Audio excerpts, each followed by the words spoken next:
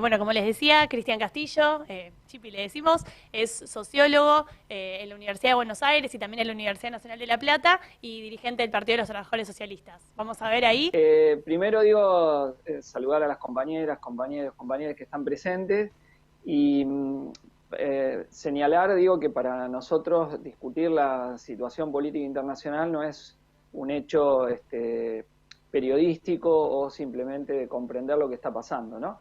Sino, como somos internacionalistas, sabemos que la victoria de la clase trabajadora no puede hacerse hasta derrotar al imperialismo a nivel internacional, y en ese sentido no es solo la interconexión que hay entre los procesos que suceden en un país y en otro, sino también la necesidad de alentar la lucha de la clase trabajadora allí donde está teniendo lugar, y contra contra el imperialismo y contra las distintas formas de opresión y explotación que hay a lo largo y ancho del mundo, ¿no? Entonces, en particular, digo, obviamente nos sentimos hermanadas y hermanados con el pueblo colombiano que hoy está luchando, que hoy está en las calles, retomando de alguna manera el hilo de la rebelión que estuvo presente. Felipe lo mencionaba antes de la pandemia, ¿no? El 21, cuando empezó el 21 de noviembre del año 2019, recordarán ustedes cuando fue todo ese proceso de levantamientos populares en América Latina, con Chile como epicentro más agudo, pero también Ecuador, también Colombia, también la resistencia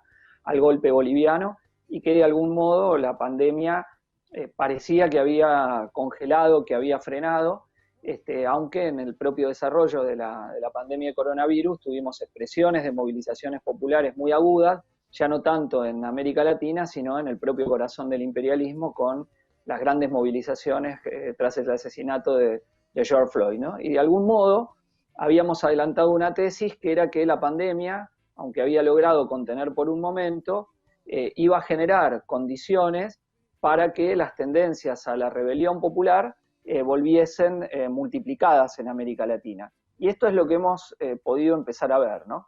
Porque tuvimos ya a fines del año pasado movilizaciones en Guatemala, movilizaciones en Paraguay, que en un primer momento Paraguay se mostraba como uno de los países que menos había tenido como es la menos afectada por la pandemia de coronavirus, y sin embargo enseguida vimos un proceso de rebelión también popular muy importante que hacía mucho tiempo que no había en Paraguay. Lo mismo después vimos en Perú, donde también hay un levantamiento muy popular, muy importante, y donde hay una enorme crisis del régimen político que se ve reflejado también en las dos opciones que fueron a la segunda vuelta, Keiko Fujimori por un lado y Pedro Castillo por el otro, que no representaban las opciones del establishment. Una es una salida populista por derecha y otra una suerte de populismo más por izquierda, aunque muy conservador en lo social, pero sí en el programa político, ¿no? Y ahora con la explosión colombiana, que no casualmente los 4 países de América del Sur donde hubo levantamientos más avanzados son países con gobiernos bien de derecha y donde se vienen aplicando políticas neoliberales hace ya muchos años, ¿no? Chile, Perú, Paraguay y Colombia, ¿no? Y el dato que tiene Colombia es que quizá de esta nueva ola de levantamientos y rebeliones populares en el continente ha sido la más avanzada, ¿no? Las comparaciones que se hacen sobre la magnitud que ha tenido este levantamiento, donde hay ya 50 víctimas asesinados producto de la represión del Estado, alrededor de 400 y pico de desaparecidos, cualquier cantidad de represiones que se han dado y heridos que han salido producto de la represión estatal, es con otros dos grandes acontecimientos que marcan la historia de Colombia, que son el Bogotazo, el proceso del levantamiento popular que se da después del asesinato de Jorge Eliezer Gaitán, el líder del Partido Liberal, que da lugar, que abre una década de enfrentamientos entre el Partido Conservador y el Partido Liberal, la década que se llama la violencia en Colombia, y un proceso del cual un sector del Partido Liberal que se radicaliza, se va al campo y se forma la guerrilla rural que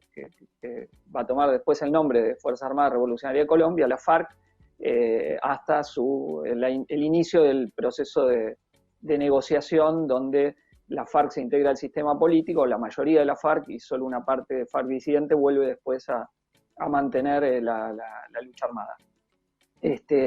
Y el otro hecho que se toma y que se considera es el paro cívico del 14 y 15 de septiembre del año 1977, donde también es un frente único de la clase trabajadora y es una gran acción de movilización que también termina con 33 muertos, producto de la represión, pero que le da fuerza renovada a la clase trabajadora.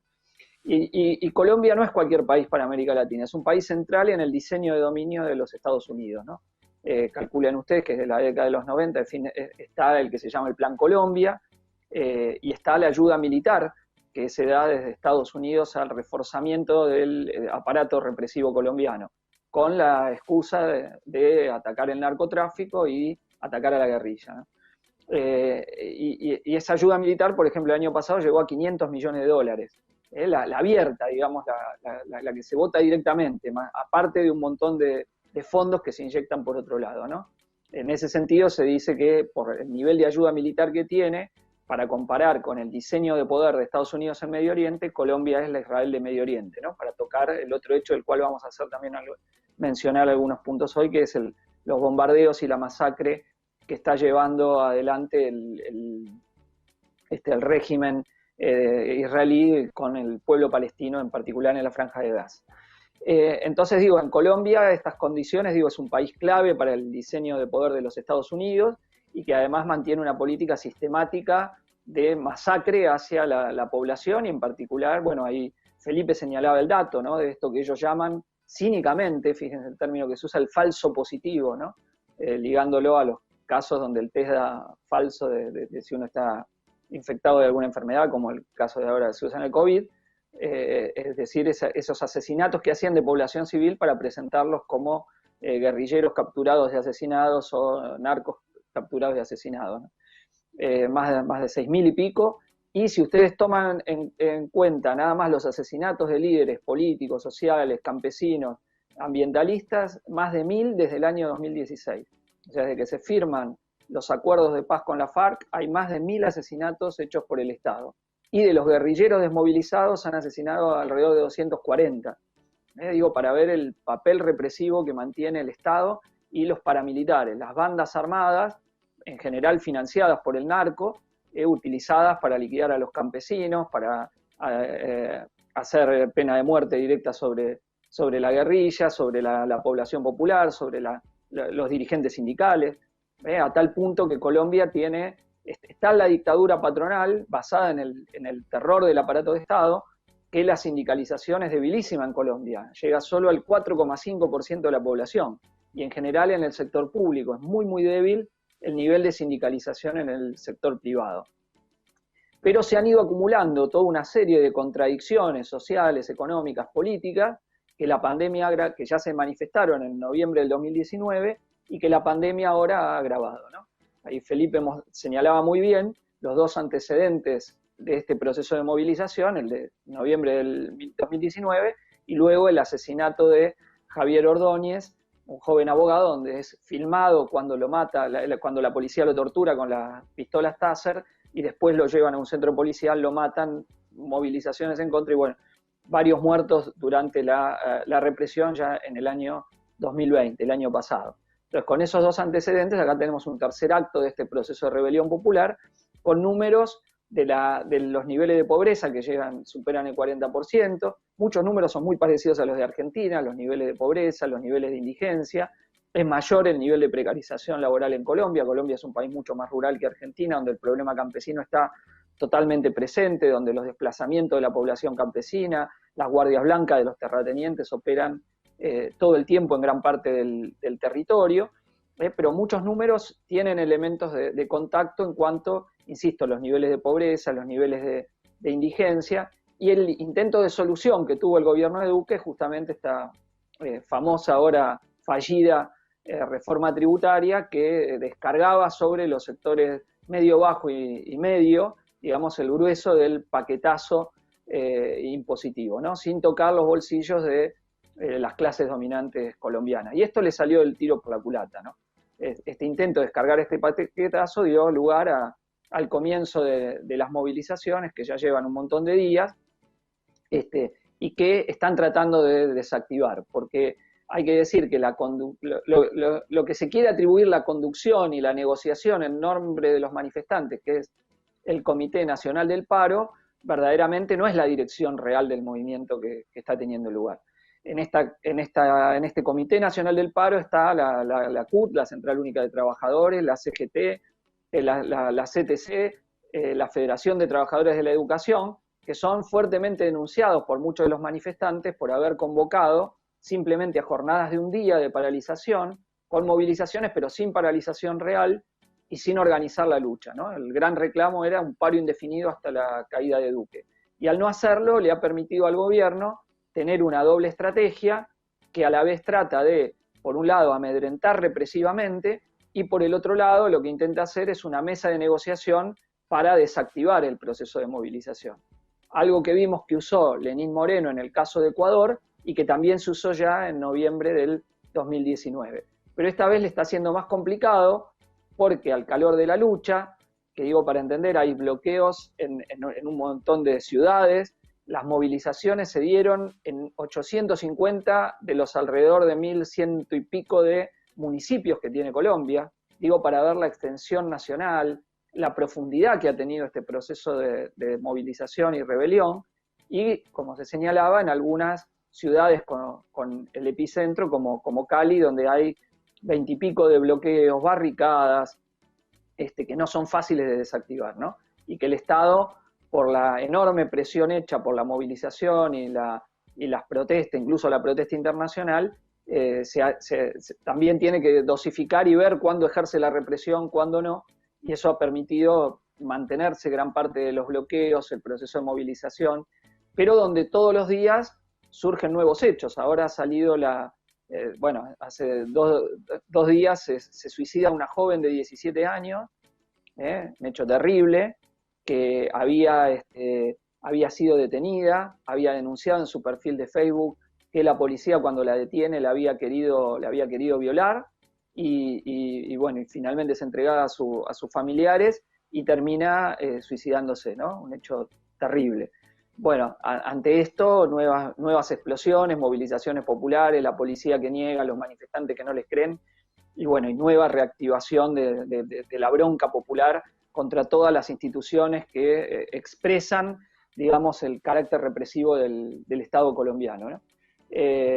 Y junto con estos bloqueos surgen asambleas populares, barrios enteros de Cali tienen una organización popular donde no pueden entrar las fuerzas represivas, con apoyo sanitario por parte de médicos y enfermeros que organizan la defensa de los manifestantes, asambleas populares que se van a coordinar y van a tener un encuentro el día 22 de mayo, un encuentro nacional, es decir, formas de autoorganización que tienen que ver con la profundidad del conflicto, ¿no? Pero a la vez, insisto, un operativo de salvataje de Duque hecho desde el régimen, desde arriba, y también por los opositores a Duque, ¿no? La principal oposición al gobierno de Duque es parte del mismo partido de Uribe, el Centro Democrático, que tiene en una coalición que tiene amplia mayoría por ahora en el Parlamento, pero digamos el paquetazo de Duque, el mismo Uribe, que ustedes saben que está acusado de paramilitar y que tuvo uno de los gobiernos más represivos de la historia de Colombia, el propio Uribe se separó en el momento del paquetazo para decir que no era tiempo, y es el artífice de esta política de los consejos de negociación, que dicen que hay que no solo hacerlo nacional, sino llevarlo en cada localidad para tratar de desactivar la movilización popular. La principal oposición está encarnada por Petro, que es un senador que ahora forma parte del llamado Pacto Histórico, que fue el candidato que fue al balotaje contra Iván Duque en la última elección, la del año 2018, ¿no? Y Petro, se conocieron audios, que él dice ahora que le fueron editados, pero donde lo que afirma es que dice que con el retiro de la reforma tributaria y la renuncia de Carrasquilla, el ministro de Hacienda de Duque, que fue lo que consiguió la movilización y la lucha popular, había que frenar, esto es un audio que le había mandado al Consejo Nacional del Paro, hay que frenar este hecho y entonces hay que pasar a otra etapa de la lucha. Bueno, Petro después dice, insisto, que lo editaron, él hasta ahora no fue a las políticas de diálogo nacional, tratando de preservarse, pero a los jóvenes lo que le dice es que dejen las acciones violentas, que elijan delegados y que desde ahí negocien con el gobierno. De ninguna manera plantea que hay que tirar abajo al gobierno de Duque. Y otra formación política de centroizquierda que se llama Coalición Esperanza, donde está la Alianza Verde y los ex maoístas del MOIR, actual Movimiento Dignidad, sí fueron a la negociación con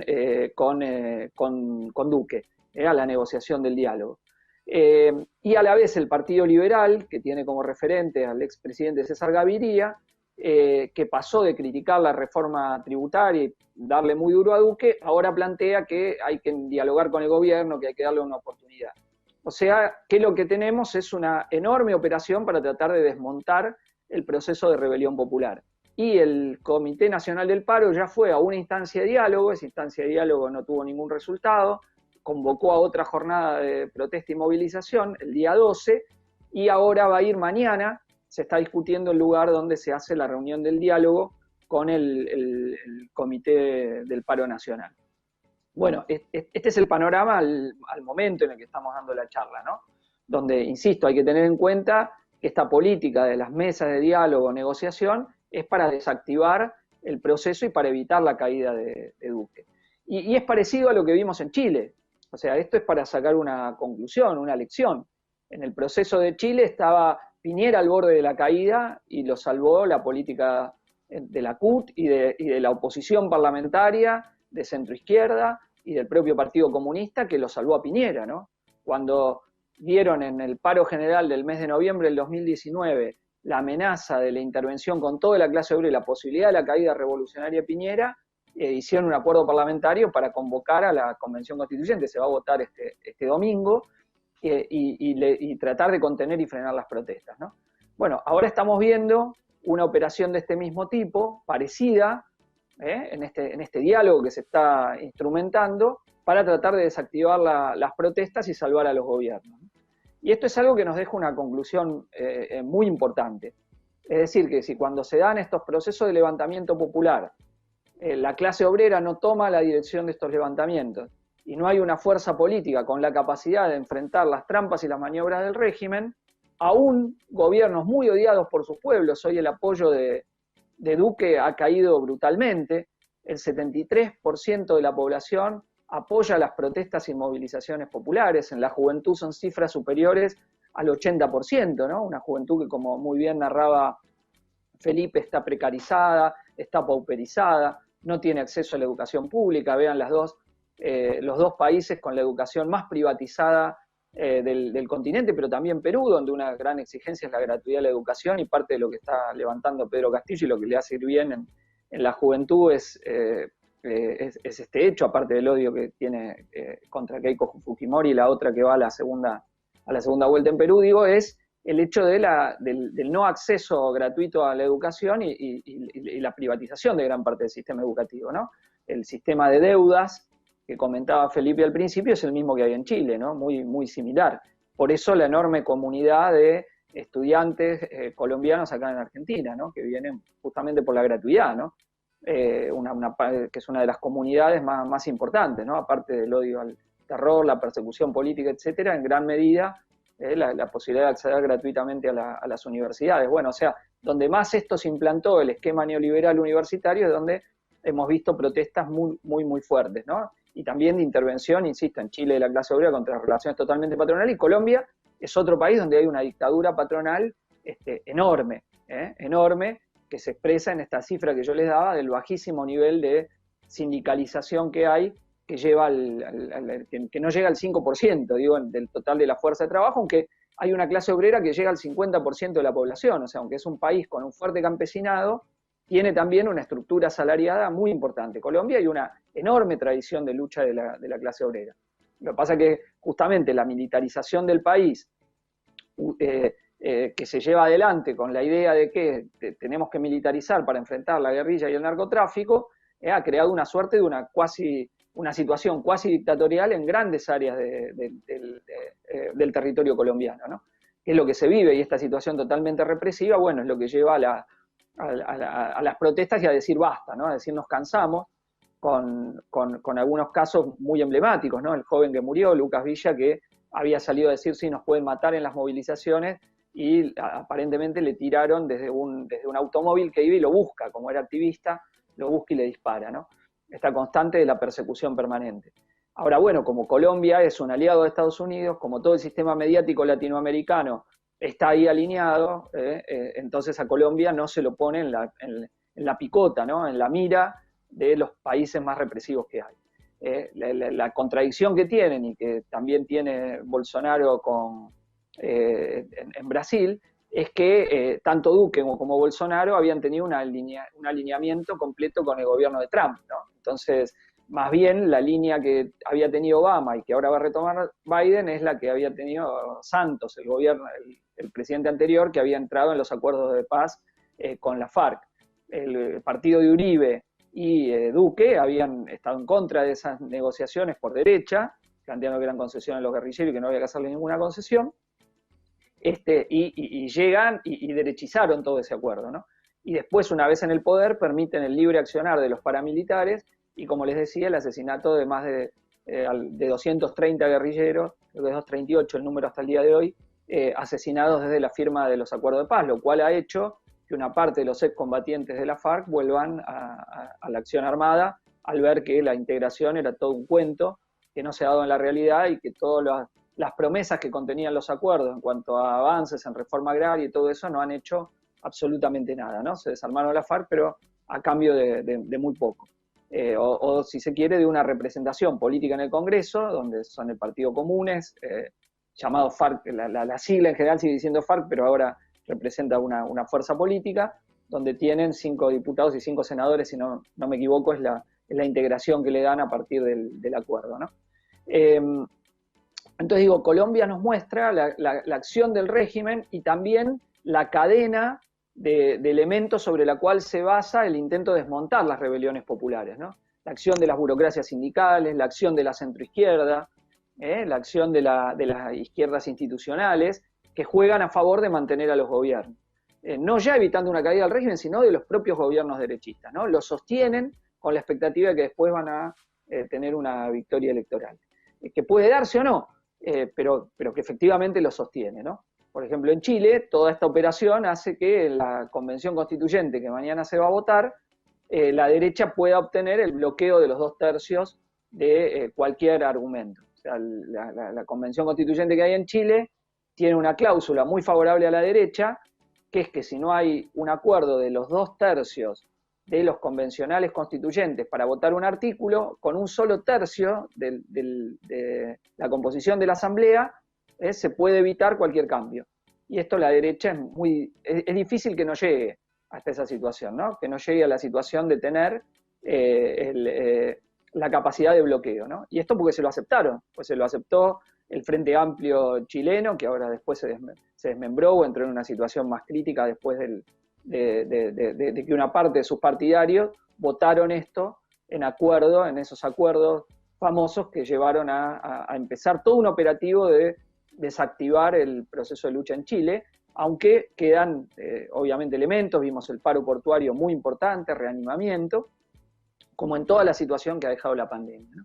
Entonces, digo, tenemos que hacer una inscripción de estos acontecimientos en Colombia, tanto en la historia colombiana reciente, tenemos que hacer una inscripción dentro del proceso de rebeliones que veníamos en Latinoamérica y que ahora se han retomado, y también en la tendencia más general que deja la pandemia, donde con la situación de agravamiento de las condiciones de crisis, con el hecho de que los ricos se hicieron más ricos en la pandemia y desigualmente se aumentó la pobreza, el desempleo, la desigualdad, Colombia tiene 17% de desempleo, que es muy, muy alto, todo eso ha creado caldo de cultivo para que haya nuevas rebeliones y levantamientos populares, ¿no?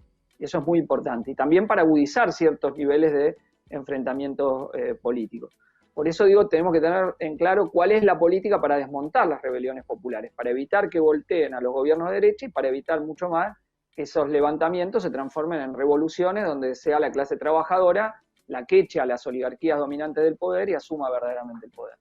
Eso es parte de lo que estamos viendo ahora en Colombia, ¿no? Actuar de esa manera. Y cómo, insisto, las direcciones burocráticas, reformistas y centroizquierdistas juegan el papel de tratar de sacar la perspectiva de la lucha por el poder. Y es la pulseada que estamos viendo, ¿no? La juventud por un lado, en las barricadas, tomando ese mismo nombre de la primera línea de Chile, organizando poder territorial en muchos lugares, y las burocracias sindicales, ¿no? Haciendo lo suyo para tratar de desactivar. Independientemente de esto, digo, esta acción ya ha cambiado mucho en Colombia, ¿no? Independientemente hasta dónde llega. Ha cambiado el ánimo de la población, la capacidad de actuar, ha puesto a la derecha al gobierno, a la defensiva al gobierno derechista, y ha dado una capacidad de acción muy fuerte, ¿no? Del movimiento de masas, donde ha visto la potencialidad que tiene su lucha. Pero sin una organización capaz de tener influencia, incidencia en la dirección del movimiento de masas, en una dirección verdaderamente revolucionaria, bueno, esto es muy, muy difícil que se dé la victoria, ¿no? Es el mismo problema que tuvo Chile, ¿no? Para que esa fuerza pueda expresarse hasta el final. Y hoy íbamos, originalmente, cuando pensamos esta actividad, ¿no? Íbamos a hablar centralmente solo de este hecho de Colombia, ¿no? Pero en el medio que estábamos propagandizándola, se dieron los hechos de Gaza, ¿no? De enfrentamiento en Gaza. Y entonces, aunque son hechos distintos, digo, en cuanto a lo que están expresando, sin embargo, vamos a marcar la conexión, ¿no? De estos dos hechos, porque hay una conexión que Israel por un lado y Colombia por el otro son dos de los estados donde sus fuerzas armadas son más sustentadas por los Estados Unidos, ¿no? Pero donde a la vez estos gobiernos son los que habían jugado con Trump en su momento, y entonces Biden los sostiene a muerte, pero tienen ahí más contradicciones de las que tenían previamente para actuar, ¿no? Por ejemplo, en el Congreso de Estados Unidos hay todo un debate sobre si hay que mantener la ayuda militar a Colombia. Yo creo que la van a mantener porque los propios demócratas habían bancado el Estado terrorista colombiano durante mucho tiempo, a pesar que tienen que hacer juego discursivo, ¿no? Y en el caso de Israel lo mismo, porque Trump venía teniendo una política de que no exista más el problema palestino, liquidarlo directamente, y que Israel vaya haciendo acuerdos paulatinos con las distintas monarquías del Golfo, ¿no? Que empezaron a reconocer a Israel, a tener relaciones diplomáticas en una política de traición abierta al pueblo palestino. Hoy es un día aparte muy especial, hoy es el día de la Nakba, que es el día de la protesta nacional palestina, ¿no? Que está fijado a partir del 15 de mayo de 1948, un día después de la proclamación del Estado de Israel, donde se produce un nuevo salto en el desplazamiento de los refugiados palestinos, ¿no? Quizá alguno de ustedes haya leído esa enorme investigación histórica del historiador israelí Ilan Pappé, que se llama La limpieza étnica en Palestina, ¿no? Donde está contado claramente, bueno, además de muchísimos documentos, donde se desmiente completamente esa idea de que el Estado de Israel se forjó dentro de una tierra sin pueblo, ¿no? Como el movimiento sionista proclamaba, un pueblo sin tierra para una tierra sin pueblo. Bueno, había un pueblo ahí que vivía, el pueblo palestino, y el Estado de Israel se construye sobre la verdadera limpieza étnica. Se calcula que en 2 años son expulsados de sus tierras más de 1 millón de palestinos, ¿no? Y justamente la resolución de la ONU que lleva a la negociación, la misma ONU que había votado la partición de la Palestina histórica, es la que pone la vuelta de los refugiados como un elemento, ya muy tempranamente en el año 1949, algo que nunca se ha respetado. No solo eso, sino que sucesivamente Israel ha avanzado sobre territorios que correspondían supuestamente a los palestinos, no solo los que conquistó en distintas guerras, sino permanentemente una política de colonización que impide a los palestinos tener hasta un estado degradado, ¿no?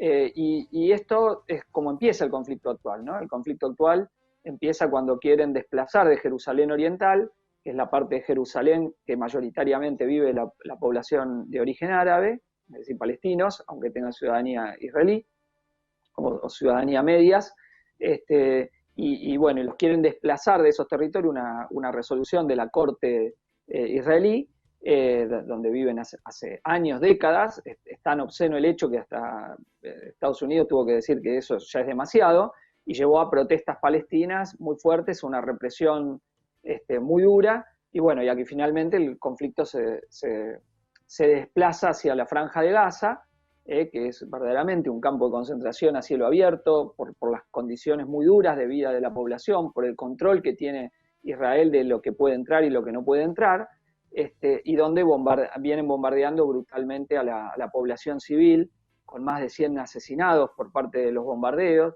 entre ellos numerosos niños, y hoy el hecho brutal, donde el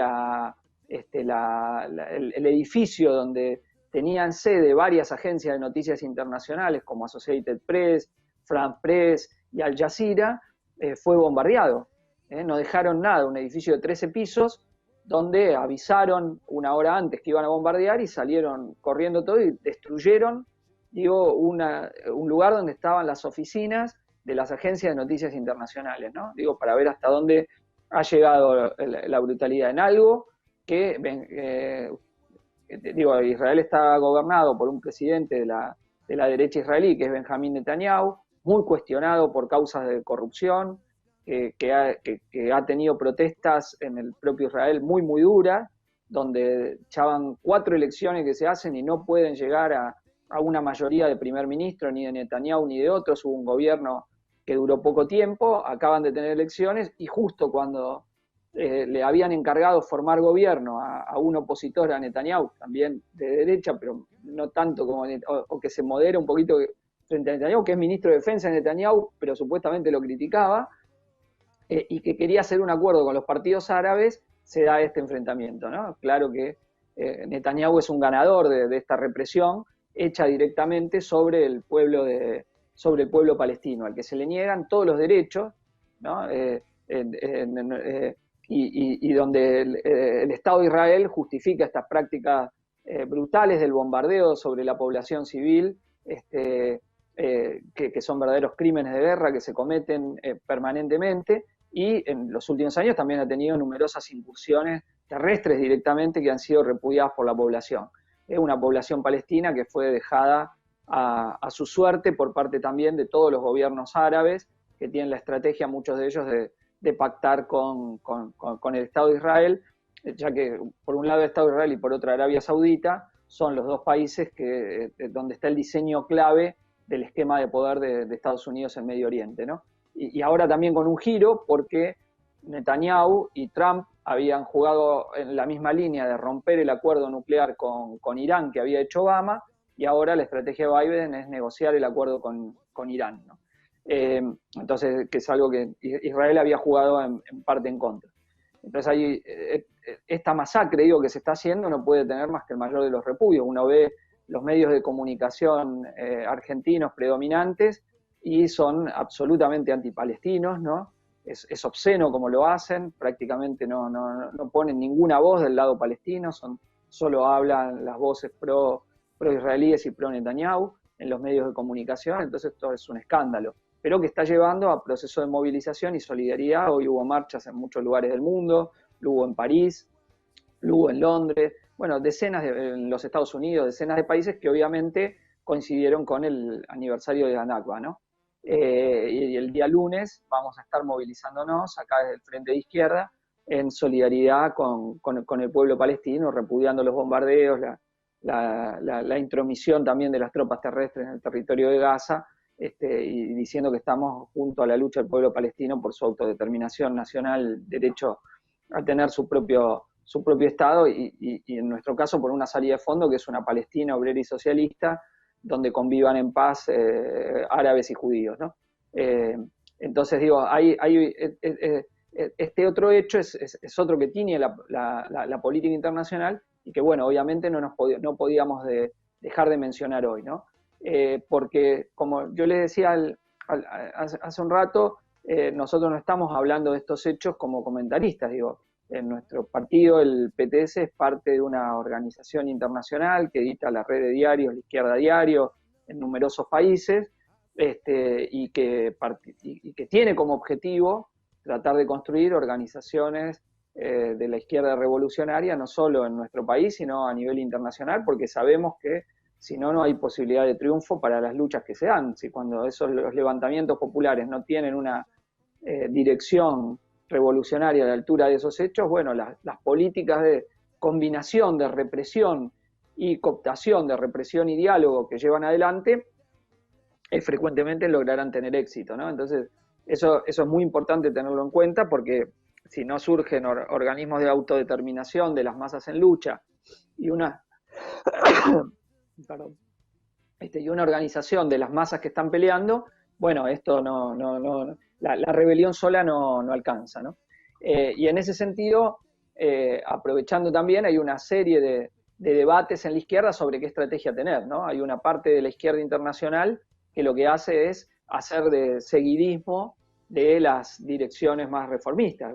Venimos de un ejemplo muy importante en el caso español, donde una formación que había surgido al calor de las protestas de los indignados, Podemos, luego transformado en Unidas Podemos, con el liderazgo de Pablo Iglesias, que se presentaba como la izquierda renovada, etcétera, etcétera, bueno, viene de hacer un desastre y retirarse Pablo Iglesias de la política. O sea, surgió como una alternativa que se proponía superar al Partido Socialista Obrero Español, que de socialista obrero solo tiene el nombre, es un partido que se ha adaptado a la política social liberal, y de criticarlo como un partido del régimen, que se repartía el gobierno de España con el Partido Popular de la derecha, a asociarse en el gobierno junto con Pedro Sánchez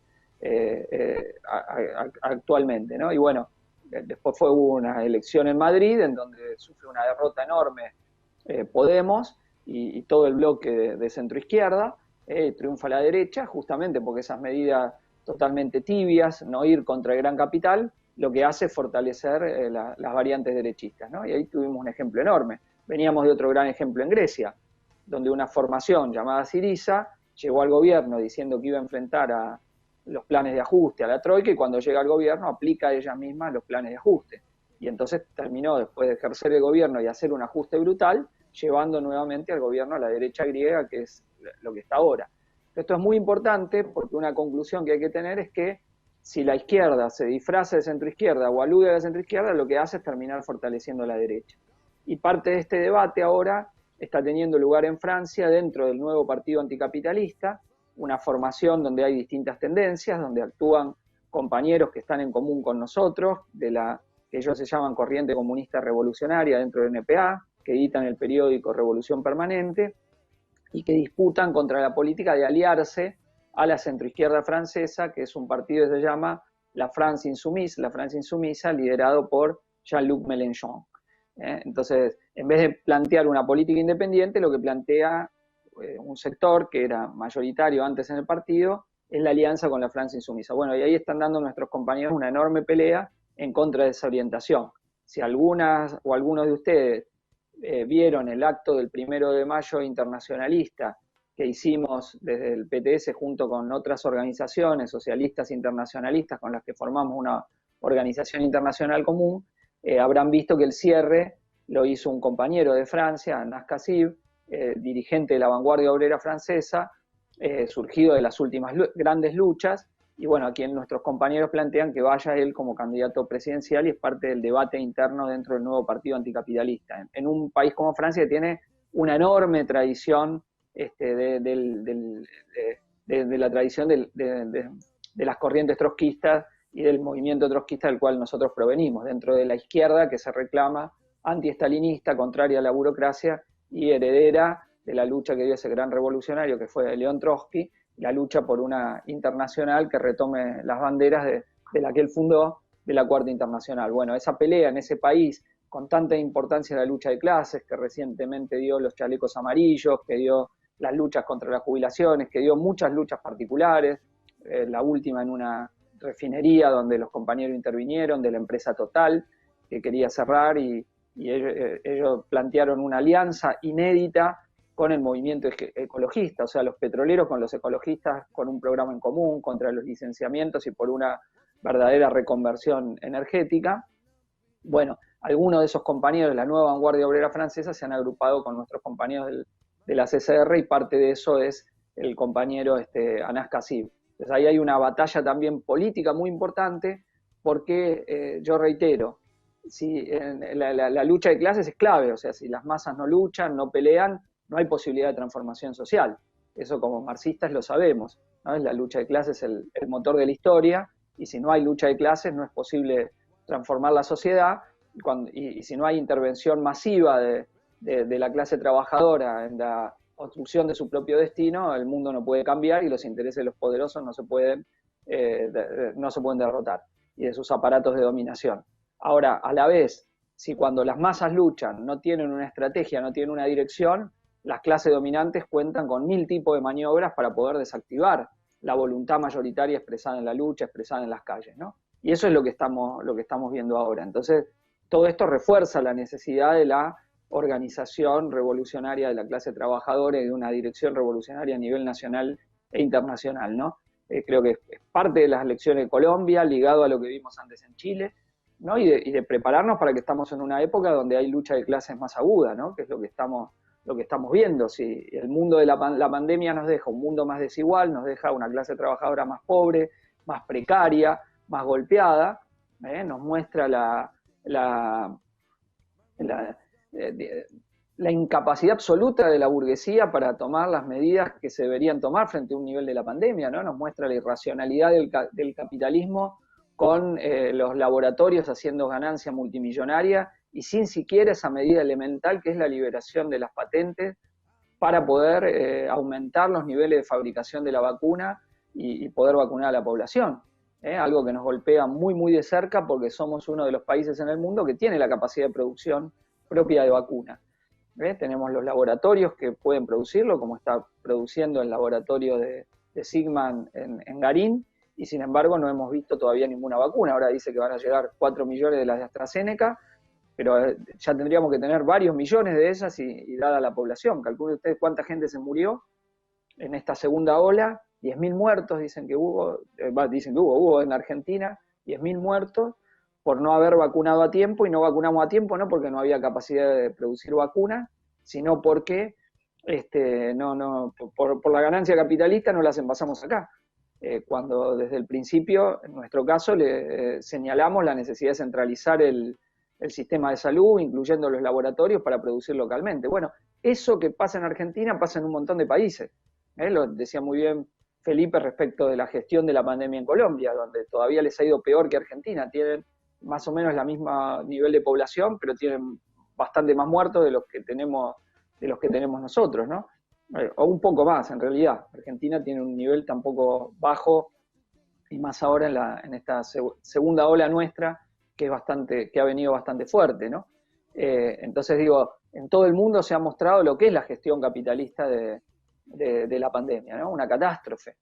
Solo garantizar que la gente vaya a trabajar para que los negocios capitalistas sigan andando, ¿no? Y no tomar ninguna de las medidas para poder contener lo más posible la pandemia, más allá de cierta restricción de la circulación limitada o más general durante un tiempo. Es lo más que han hecho, ¿no? Ninguna política seria de testeo y rastreo en el caso de nuestro país, pero en la mayoría de los países latinoamericanos, y sistema de salud frecuentemente privatizado, donde prima el negocio por sobre la necesidad, incluso con clínicas que cierran durante la pandemia. Entonces, toda esta situación de agravamiento de las condiciones de vida, de mayor precarización, de mayor desigualdad, de ver la irracionalidad del capitalismo en medio de la pandemia, bueno, es algo que alienta las protestas, las rebeliones, las movilizaciones populares. Y ese es el tiempo en el que estamos, ¿no? Ese es el tiempo en el que estamos.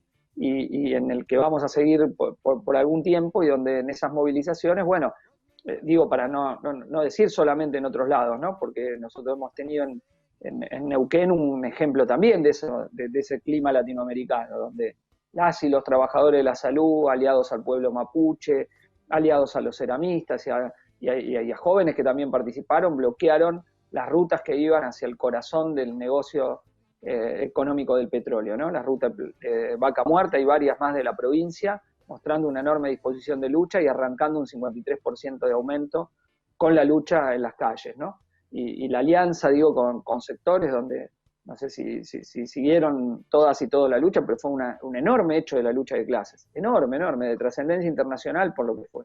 La capacidad de golpear, de movilizarse, de pegar del sector de la salud en Argentina, que no lo tenemos que separar de lo que estamos viendo en Colombia, de lo que vimos antes en otras rebeliones populares, de la misma huelga portuaria en Chile, que también golpeó en un sector estratégico de la economía, de una clase obrera que frente a las condiciones de agravamiento de su miseria, de agravamiento de la desigualdad, de la precarización, bueno, sale a la lucha y plantea sus reclamos en primer lugar, y esos reclamos económicos enseguida se transforman cuestionamientos al poder político.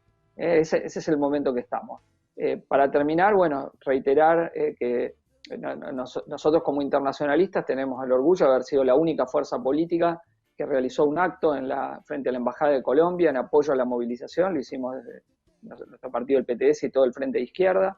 Ahora vamos a movilizarnos el lunes en solidaridad con el pueblo palestino, y lo hacemos con esta convicción, ¿no? Para dar apoyo y también para sacar conclusiones teóricas, políticas, estratégicas de lo que necesitamos construir para no solo rebelarnos, sino para terminar con este sistema de explotación y de opresión. Bueno, yo paro por ahora acá para ver las preguntas que han estado enviando al chat de YouTube, que yo no lo puedo ver, así que supongo que Brenda y Felipe, que están ahí, las van a ir leyendo, así vamos tratando de responder. Sí, así es. Bueno, muchas gracias, Chipi, por todo lo que estuviste planteando. La verdad que son más que interesantes todos los ítems y los puntos que fuiste abriendo, de distintas latitudes incluso. Y bueno, ahí en el chat, como preguntabas, bueno, hay un montón de comentarios y de preguntas, mucha gente que envía saludos y fuerza a la rebelión del pueblo colombiano, también que envía mucha fuerza al pueblo palestino, bueno, muchos saludos también incluso de inmigrantes colombianos autoconvocados que nos cuentan que hoy se estuvieron movilizando acá en Argentina, algunos comentarios también que dicen basta del fuego de Israel hacia Palestina, basta de la represión, del exterminio. Y bueno, como decía Chipi, volvemos a invitar una vez más a este acto que se va a estar haciendo el día lunes a las 4:30 de la tarde en la Embajada de Israel, que estamos convocando desde el Frente de Izquierda Unidad y desde el Partido de los Trabajadores Socialistas, que es los que estamos organizando esta charla, que nos vamos a estar movilizando una vez más contra el fuego y contra los bombardeos del Estado sionista de Israel al pueblo palestino. Bueno, y en ese sentido, una de las preguntas que nos pareció interesante para plantearlas acá, aunque hay un montón en el chat y no vamos a llegar a poder leerlas todas, pero bueno, especialmente para Chipi hay una pregunta que es, ¿qué relación hay entre estas movilizaciones tan importantes que hubo el día de hoy y en la última semana en apoyo al pueblo palestino con todo lo que está sucediendo en el pueblo colombiano? Bueno, yo creo que el hilo que ustedes pueden tomar es que es la relación que tiene Colombia por un lado, Israel por el otro, en el diseño de poder del imperialismo estadounidense. Es decir, son estados hiperarmados por los Estados Unidos. Dos de los más importantes ayudas militares de Estados Unidos son esos dos estados. Dos gobiernos que estaban también alineados con Trump, eso hay que tenerlo también en cuenta.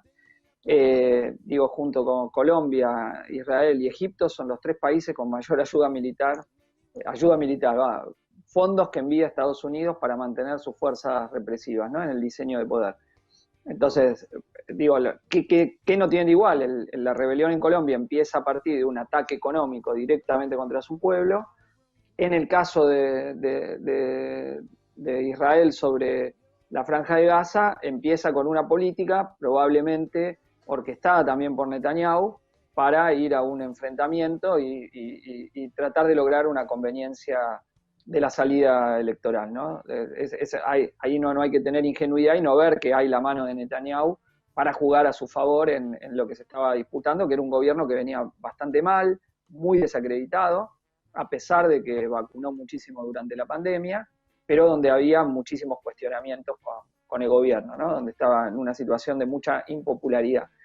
Y lo forzó para ir a una situación en donde volver a bombardear Gaza, querer en una política de expulsión paulatina pero sistemática de los palestinos de los pocos territorios que siguen controlando.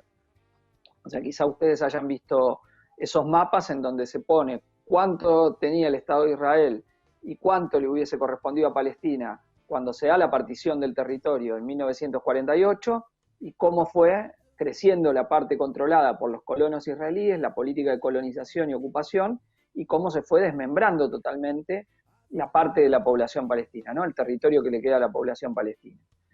Ustedes saben que allá ya hace varios años se firmaron los llamados acuerdos de Oslo, entre el Estado de Israel y la Autoridad Nacional, lo que después va a ser la Autoridad Nacional Palestina, entre Shimon Peres y Yasser Arafat, pero era una salida que en realidad era una ceder por parte de los palestinos, ¿no?, esa salida. Era aceptar que les robaran gran parte de su territorio. Ahora, pero la línea israelí en realidad es ni siquiera eso, es una salida mucho más a la derecha. Es aceptar que son ciudadanos de segunda con distintos niveles de apartheid. O sea, la población árabe, los árabes israelíes, que ahora se están enfrentando barrio a barrio. O sea, aparte de lo que muestran de los misiles que tiran los israelíes sobre Gaza y de los cohetes caseros que le tira desde Gaza hacia Israel, hay enfrentamientos todos los días entre los árabes israelíes y los israelíes de origen judío y laico que viven ahí, de origen judío pero más religioso y menos, que viven ahí, que se están enfrentando todos los días por la situación de segregación permanente que tiene la población árabe. Y una segregación mayor todavía los que viven en el territorio, o sea, hay dos grandes partes del territorio palestino, la Franja de Gaza y Cisjordania la van partiendo y ocupando permanentemente, ¿no? Y la política de conciliación de la Autoridad Nacional Palestina le ha llevado a un descrédito muy grande, al punto que tuvo Mahmoud Abbas, el dirigente de la Autoridad Nacional Palestina, tuvo que suspender las elecciones porque hubo una derrota segura, ¿no?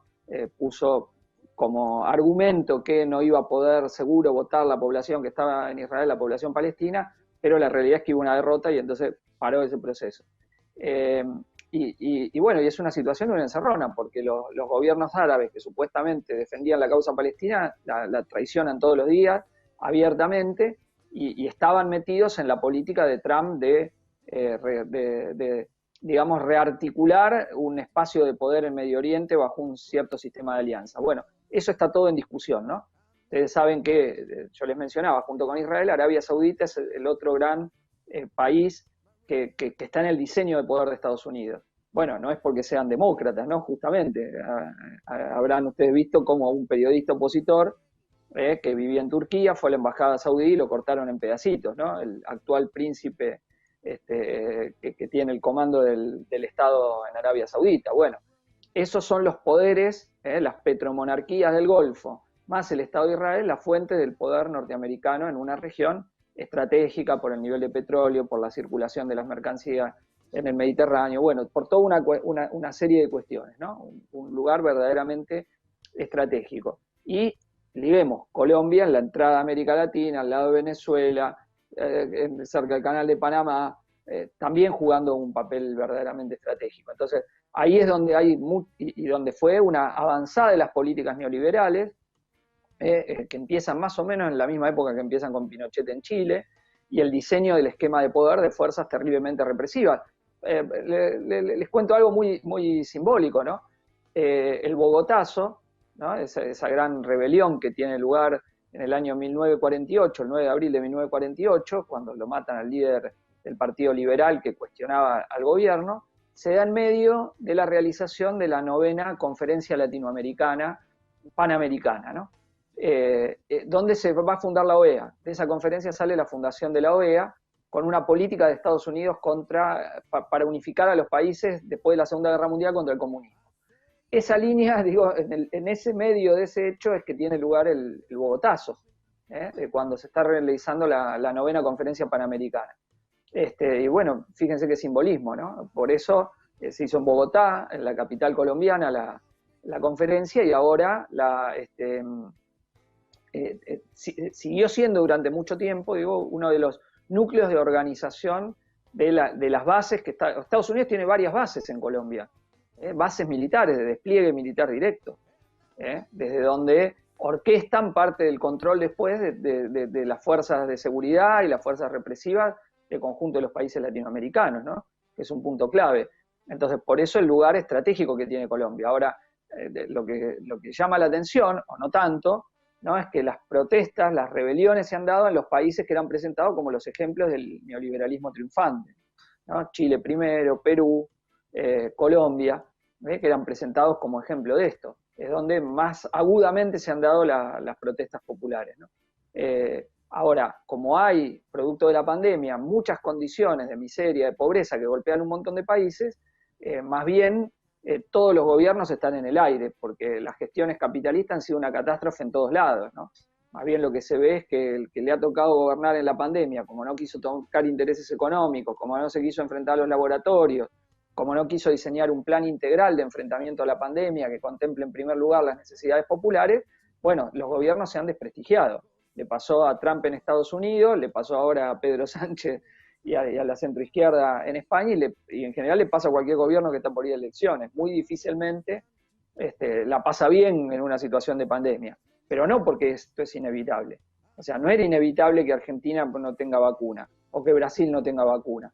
Fue una decisión, tanto del negacionista Bolsonaro como el no negacionista y cuido al pueblo Alberto Fernández llegaron al mismo resultado, no tienen la vacuna. Y Argentina y Brasil son dos países que tienen vacuna y tenían la capacidad de producción para toda América Latina y para exportar al mundo. Sin embargo, por no tocar los intereses de los laboratorios multinacionales y de empresarios nacionales, no hay vacuna. O sea, fíjense la irracionalidad profunda del capitalismo, ¿no? Una racionalidad estructural al punto de que se le va a volver la pandemia en ello. El diario Washington Post, frente a las protestas en Colombia, pasó y señaló que dejémonos de jorobar, mandemos la vacuna al sur, porque si no se nos va a incendiar toda América Latina como en Colombia. Fíjense, porque además es irracional, si quieren abrir la economía al turismo y no está vacunado el resto del mundo, no la pueden abrir tampoco. Los pasaportes ahora que están dando, porque no está vacunada la población, el pasaporte sanitario en un montón de países. Fíjense ustedes el delirio, cuando a esta altura la gran parte de la población mundial podría estar vacunada, ¿no? Se calcula que hoy se están haciendo 12 millones de vacunas diarias, si no me falla la cifra, y se podría subir a 60 millones con la liberación de las patentes y la transferencia de tecnología para hacer las vacunas. Digo que hay algunos países que ya tenían esa capacidad de producción, como el nuestro, como Brasil, y otros países que no, y que iban a necesitar que alguien les dé las vacunas. Pero la capacidad de producción está caída, rebajada a un quinto por obra de los intereses de los grandes laboratorios. Y en una pandemia que todo el mundo reconoce que tiene un impacto bárbaro, y que además no va a ser la última, ya que las consecuencias, las causas, que llevaron a este aumento de la transmisión de enfermedad de virus que estaban en animales a humanos, siguen intactas, no se han tocado durante toda la pandemia, ¿no? Entonces, ya estamos atravesando este periodo que va entre las nuevas olas de la pandemia y dónde va el mundo de la superación de la pandemia, ¿no? Y va, insisto, un mundo más desigual, donde los países lo viven en mundos diferentes y en situaciones completamente divergentes, pero donde lo que es común es una clase obrera más pobre, una clase obrera más precarizada, haz lo que yo digo pero no lo que yo hago, ajusten ustedes pero nosotros no, nosotros hacemos planes de expansión para poder salir de la crisis. Ese es otro discurso muy importante, donde aunque los kirchneristas hablen de Juan Domingo Biden, este mismo Juan Domingo Biden sostiene a los gobiernos más represores, aunque matiza un poco el discurso respecto del que tenía Trump, pero sostiene lo esencial de las políticas tanto del Estado de Israel en el conflicto contra Palestina como en el caso colombiano, ¿no? Nos han suspendido la ayuda militar hasta el momento, hay debate, como les decía, en el Parlamento de Estados Unidos, en el Congreso, presentaciones, pero hasta el momento no se ha detenido, pese a la acción brutalmente represiva del aparato de Estado, ¿no? De una policía militarizada que llevan a estos casos de asesinatos de jóvenes o de muertes, como en el caso de esta chica de 17 años, que es brutal, ¿no? Es verdaderamente choqueante, o del propio activista, de Lucas Villa, como le tiraron un tiro directamente, agonizó varios días y finalmente falleció, ¿no? El que está el video grabado donde dice, nuestras vidas están en juego, pero ¿cómo no nos vamos a movilizar, ¿no? Sabemos que está el peligro de muerte por las fuerzas represivas y lo termina matando, ¿no?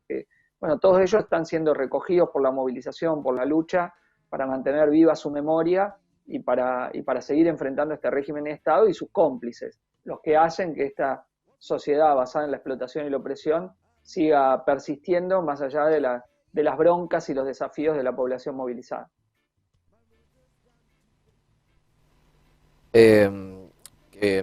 Está muy bueno eso que comentas, Chipi, desde ya. Hay una pregunta también muy interesante que nos hace una compañera, Jazmín López. Es esta: ¿hay situación prerevolucionaria en Colombia? Y si lo hay, ¿por qué? El hecho que no haya partido revolucionario allá es un elemento que define si hay situación prerevolucionaria o no. Bueno, esas son categorías que usamos los marxistas para analizar lo que pasa, que depende de lo que querramos decir. Es decir, se usa esa categoría para decir que la dominación de la clase capitalista es muy endeble, no es estable, y entonces que pueden, digamos, la oposición del movimiento de masa, su capacidad de lucha, pueden terminar derrocando al régimen existente. Entonces, depende para cómo la querramos definir, cómo la querramos, digamos, caracterizar la situación. Creo que tiende Colombia a esa situación porque hay un gobierno muy débil, porque tienden a dividirse las salidas de la clase dominante, porque los sectores medios han entrado en efervescencia, y el desafío desde abajo tienden a caracterizar muchos de los elementos de lo que en la tradición marxista, lo que definía Lenin en su momento, que era los de arriba no pueden gobernar como antes, y los de abajo ya no quieren vivir como hasta ahora, o las que daba el propio Trotsky cuando analizaba las situaciones de la lucha de clases en su tiempo, usar esta categoría, este concepto de pensar como pre-revolucionaria. Significa que hay mucha más inestabilidad, tendencia a las acciones de las masas, y que eso puede llevar a enfrentamientos más duros. Bueno, Colombia está viviendo un levantamiento popular, o sea, una rebelión popular. Entonces son características que creo que van en ese sentido, ¿no? Pero desde el punto de vista de lo que nosotros creemos que de una organización política que tenga un planteo para llevar al gobierno de trabajadores, sino para un recambio dentro del sistema, verdaderamente no existen fuerzas relevantes en Colombia que tengan esa perspectiva, y esa es la debilidad, ¿no? Porque gran parte de los que están combatiendo tienen un pensamiento espontaneísta, basta con la acción para poder cambiar esto. Y en Chile también pasaba. Una parte de la juventud que combate, por venir de años sin participación, sin politización, etcétera, expresa su bronca, su rebelión, y tiene confianza en la fuerza que muestra la lucha en las calles. Y descree de que es necesario una organización más permanente, que los que están combatiendo se organicen y peleen. En dos niveles. Primero, un nivel de coordinación y articulación de las masas que están luchando, ¿no? Eso en Colombia algunos pasitos se están dando, pero todavía se viene muy por detrás. Por ejemplo, ¿para qué?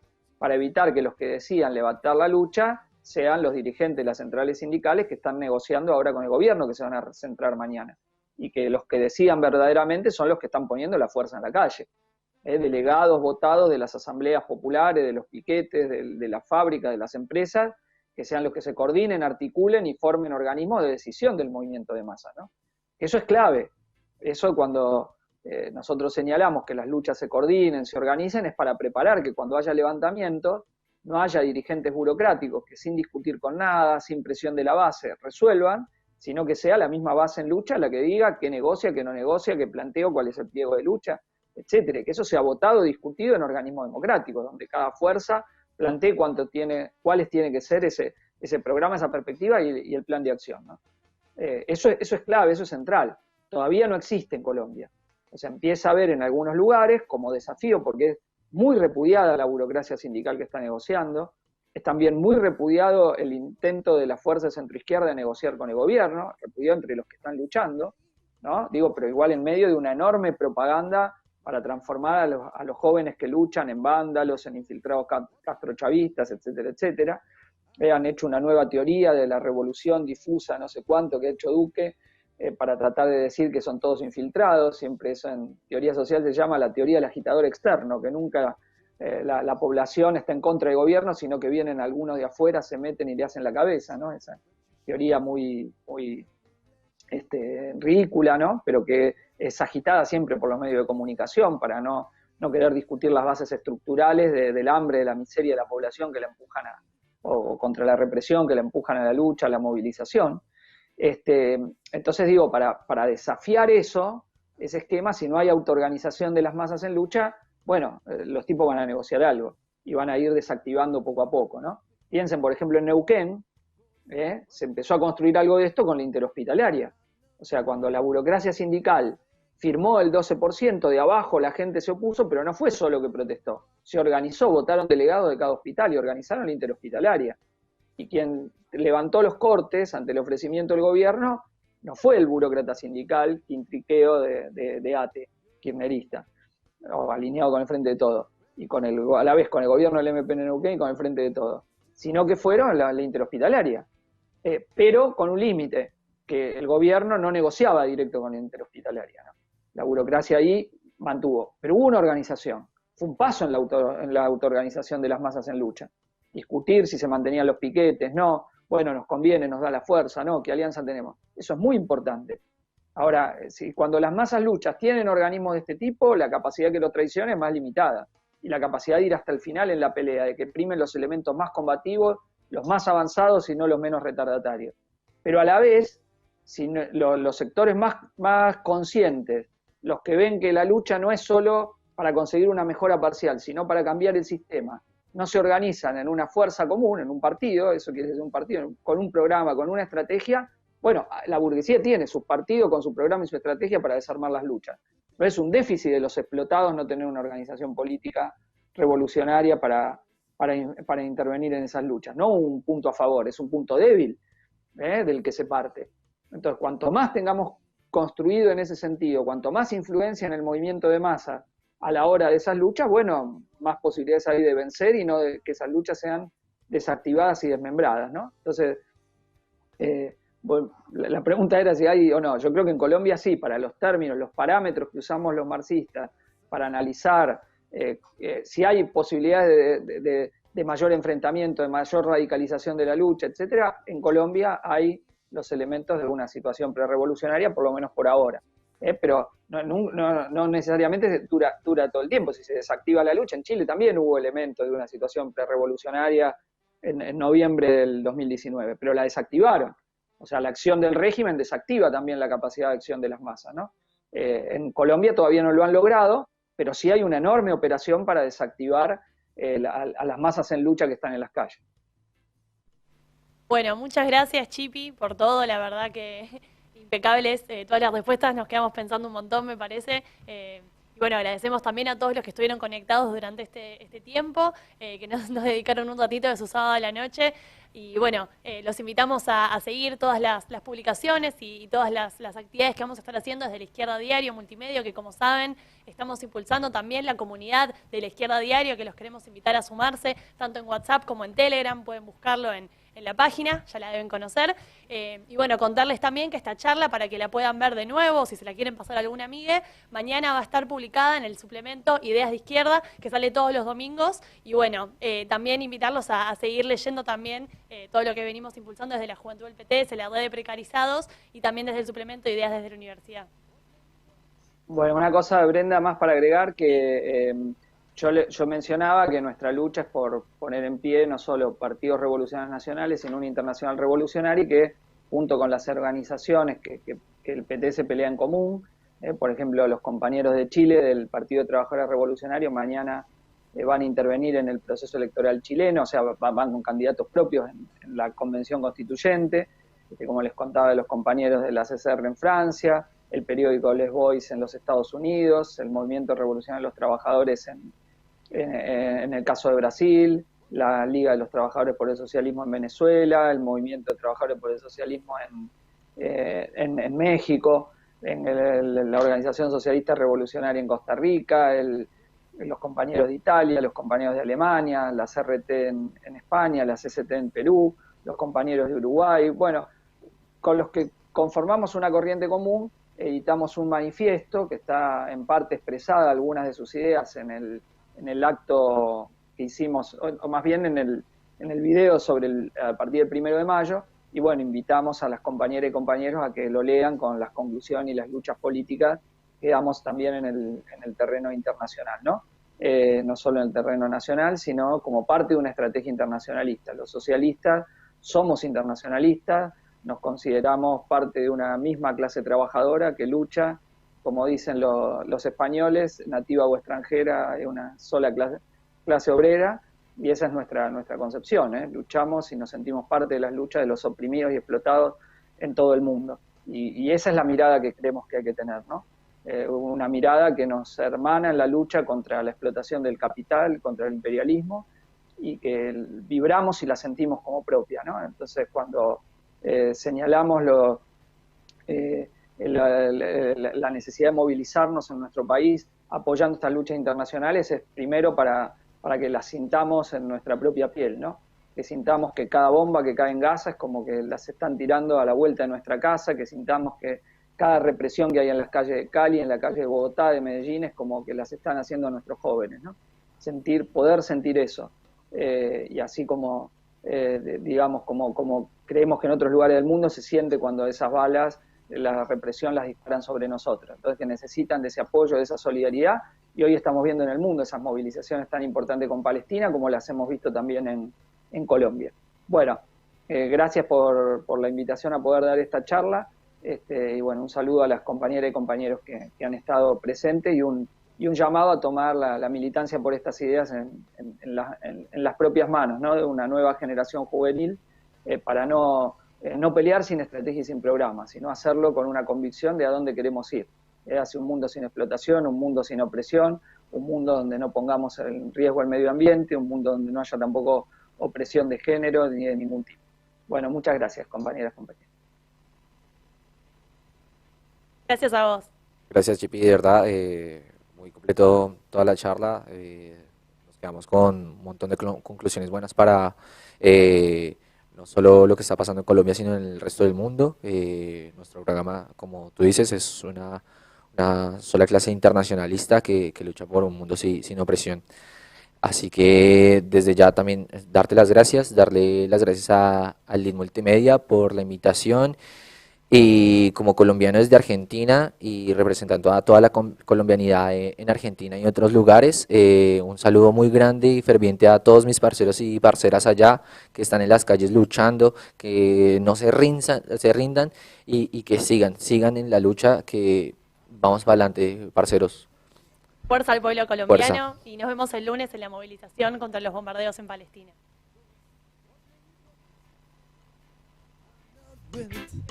I say my word